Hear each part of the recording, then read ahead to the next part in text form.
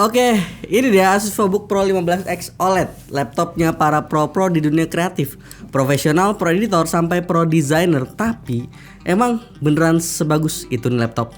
Langsung aja kita bahas and let's check it out.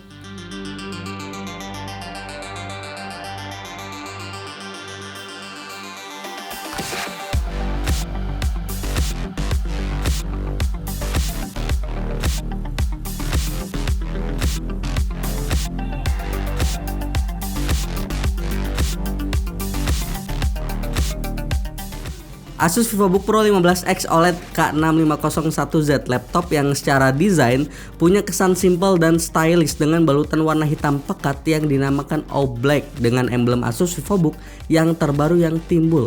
Ngasih kesan cukup futuristik ya di laptop satu ini. Bentuknya emang agak bongsor ya, 15,6 inch dengan dimensi di 35,5 cm kali 23,9 cm dan ketebalan di 2,09 cm.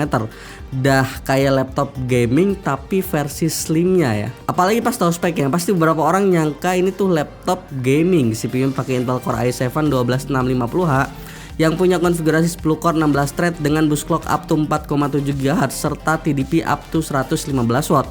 Buat GPU-nya pakai RTX 3060 yang udah ditandemin sama driver Nvidia RTX Studio yang secara teori bakal banyak kasih improvisasi lebih di beberapa skenario para content creator, harusnya ya, by teori itu ya. Lebih lanjut buat keyboard, pakai keyboard khas VivoBook series Asus ErgoSense yang dikenal punya tingkat kenyamanan yang super baik. Travel key-nya ada di 1,4 mm dan lihat ke sini, tombol enternya kelihatan sengaja dikasih sentuhan spesial yang bikin di laptop sedikit berbeda dibanding laptop sekelas lain. Sedikit aja tapi ya, kayak harapan yang hampir pupus. Dikit lagi gitu kan, asa aja.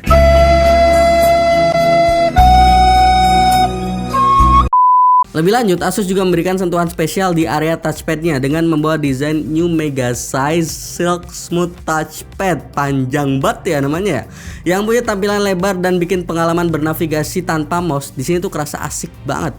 Dan laptop para pro user pastinya butuh layar yang super spesial dong, dan bener aja Asus menampilkan jenis layar yang spesial banget di sini. 16 inch 2.8K dengan panel OLED yang punya coverage color gamut yang luas banget, sRGB, Adobe RGB sampai DCI IP3 sudah 100%. Semuanya ditambah lagi layar laptop ini udah bersertifikasi Pantone Validated dan VESA HDR True Black yang bikin layar ini bisa menghasilkan tingkat dynamic range sangat baik. Cocok banget pokoknya buat para content creator sampai para profesional, pro design dan macem-macem ya. Iya sih, ini laptop productivity bener, tapi ternyata apa coba? Udah nunggu ya? Ternyata laptop ini dikasih refresh rate yang cukup tinggi di 120 Hz. Pantesan pas gua main Valorant rasanya minim banget kejadian screen tearing di laptop ini.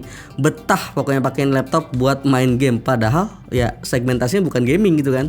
Lebih lanjut ke bagian atas layarnya, itu webcam resolusinya 1080p dengan output gambar yang menurut kami biasa aja. Terkesan sekedar ada buat laptop yang levelnya pro series kayak gini. Bisa sih diakalin sebenarnya dengan cara kalian harus ada di ruangan yang benar-benar proper dari sisi pencahayaan ya. Resolusi perekamannya up to Full HD 1080p 30 fps yang juga udah dilengkapi privacy shutter.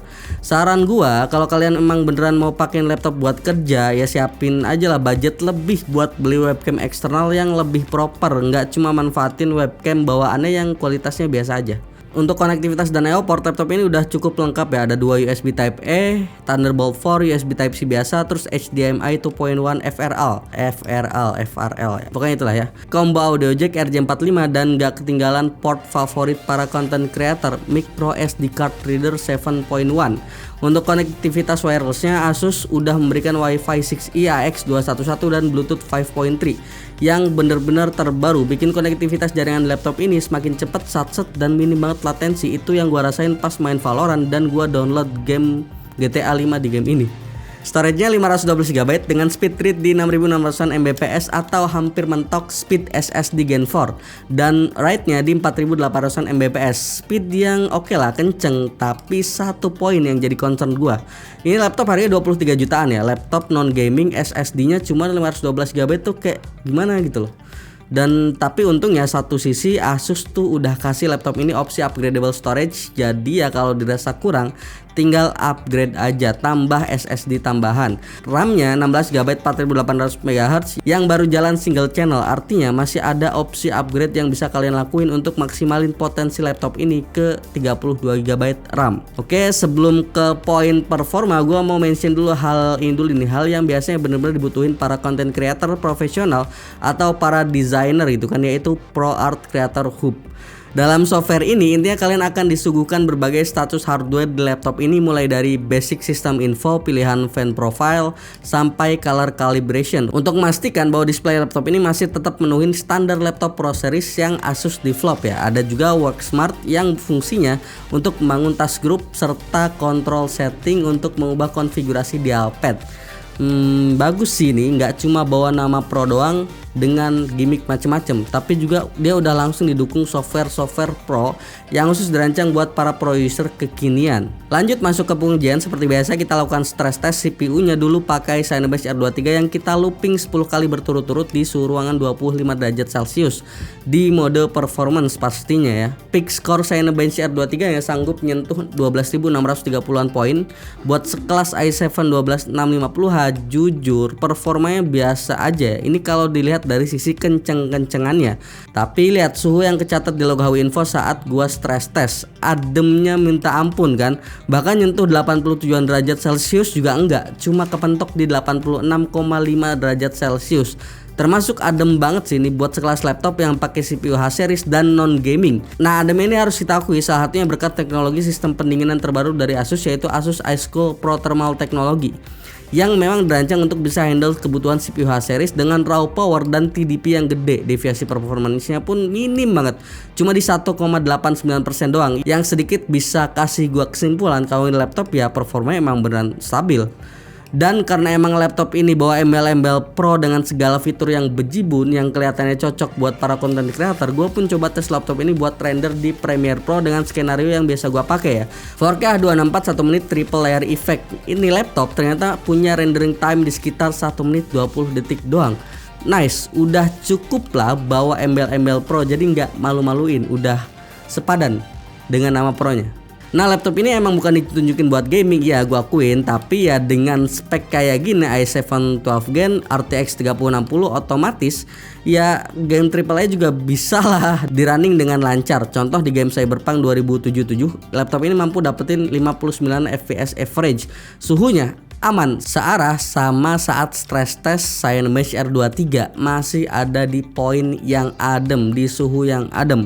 Data game lain bisa kalian lihat di sini ya. AAA aja gas kan aman, apalagi cuma sekedar gaming kompetitif kayak Valorant ini tuh nyampe 300an fps. Apalagi kayak yang gua singgung di awal, refresh rate-nya udah 120Hz. Pergerakan kerasa lebih smooth dengan experience yang kerasa maksimal, minim banget screen tearing. Selanjutnya dari sisi baterai, laptop ini bawa baterai berkapasitas 76 Wh yang saat kami uji pakai PC Mark 10 Modern Office, mode battery saver, brightness 50% dan Wi-Fi on, laptop ini cuma sanggup bertahan sampai 6 jam 20 menit doang. Waktu yang menurut gue wajar aja, secara dia akan punya spek yang bisa dibilang agak tinggi ya. Plus ingat layarnya ini 2.8K OLED yang pastinya bikin laptop ini punya penggunaan daya yang cukup tinggi harusnya ya. Dan terbukti kan kalau laptop ini emang didesain untuk kalian para profesional, baik itu content creator, videographer, fotografer dan kawan-kawan ya. Pokoknya pro user. Desain laptopnya menarik tapi nggak terlalu mencolok, layar OLED yang cakep dengan coverage color gamut yang luas, ditambah stabilitas performa yang nggak ada obat. Gua rasa nih laptop masih worth to buy banget sih. Ya meskipun satu sisi ini laptop kelihatannya pakai spek GPU dan CPU tahun lalu ya, tapi kan kalian bisa lihat tadi saat pengujian performanya masih oke banget dengan konsistensi yang boleh lah diapresiasi kan. Poin kurangnya dari gua satu hal sih. Pertama soal storage yang masih kepentok di 512GB aja. Kalau aja ini tuh storage-nya udah 1 TB kan makin enak ya, makin lega. Apalagi mengingat kebutuhan para videographer, fotografer kan biasanya ngabisin resource storage yang gede buat file-file project mereka. Sisanya oke, no problem, kayak yang tadi gua mention ya sebelum poin kekurangan ini. Dan Asus juga nggak lupa buat kasih sesuatu spesial nih untuk kalian yang membeli laptop ini, karena setiap pembelian laptop ini Asus udah kasih free 3 bulan Adobe Creative Cloud plus Windows 11 dan OHS 2021 senilai 1,8 jutaan rupiah. Buat harga laptop ini dijual dengan harga mulai dari 23 jutaan plus. Dan oke, kayaknya mungkin sampai sini dulu ya review Asus VivoBook Pro 15X OLED kali ini. Kalau ada yang mau berpendapat silahkan kita bisa diskusi di kolom komentar, dan jangan lupa like, share, dan subscribe channel ini sebagai bentuk dukungan dan semangat untuk kami. Kunjungi juga pemsil.com agar dapat melihat perkembangan teknologi di bidang laptop, HP, gadget, dan kawan-kawannya. Jangan lupa join Discord server dan follow sosial media kami di kolom deskripsi. Sekian dulu, gue Yusril, sampai jumpa di video selanjutnya. Bye bye.